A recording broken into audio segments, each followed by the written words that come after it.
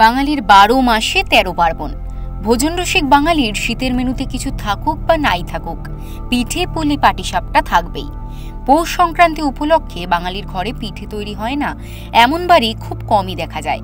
তবে পিঠে তৈরির জন্য দরকার হয় মাটির সরা, আর সেই সরা কিনতেই মানুষ ভিড় জমাচ্ছেন নদিয়ার চাকদহ থানার অন্তর্গত শিকারপুর গ্রামে। এই মাটি তৈরি করা হচ্ছে, এখন পিঠের সাজ তৈরি করা হচ্ছে। মাটি বিনে অনেক সময় কাজ হয় না, বসে থাকে। আর মাটিটা করতে হয় অনেক কষ্টে।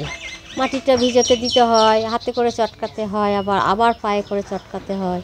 করে নিয়ে এসব নানান কিছু ছাঁচ আছে, যেটা যেরকম ছাঁচ তাতে সেরকম মাটি দিতে হয়। সে মাটিটা তারপরে চাপটে চাপটে নাবাতে হয়, নাবিয়ে সেটা শক্ত করতে হয়, সেটা তারপরে পিটাতে হয়, তারপরে আবার কানাটা কাটতে হয়, নেতাতে হয়। তা বেশ সুন্দর লাগে জিনিসটা। এটা মোটামুটি খারাপ নয়, কিন্তু এবার তৈরি করা বিনে মানে শরীর গতির দিকে, তারপরে মাটির অভাবে অনেক সময় হয় না, হয়ে ওঠে না, কিন্তু চাহিদা আছে। শিকারপুর গ্রামের প্রায় 40টিরও বেশি পরিবার রয়েছেন যারা মাটির কাজ করতেন।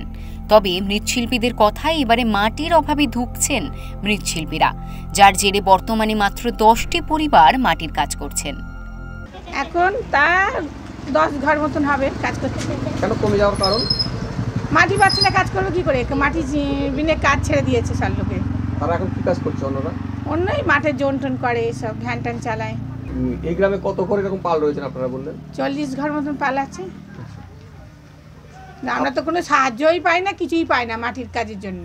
মৌসুমে ফুলের টব, খোলামুচি, চার খোলা, এইসব পিঠের সরঞ্জাম, পিঠের গুলো। হ্যাঁ, কেমন বেচা কিনা হচ্ছে সকাল থেকে? হচ্ছে টুকটাক করে। তাতে যেভাবে লাভাংশ হয় অন্যান্য বছর, মানে যেভাবে অন্যান্য বছর হয়, এবার জিনিসপত্রের দাম বেড়ে গেছে, তো ওই জন্য এবার একটু কম হচ্ছে।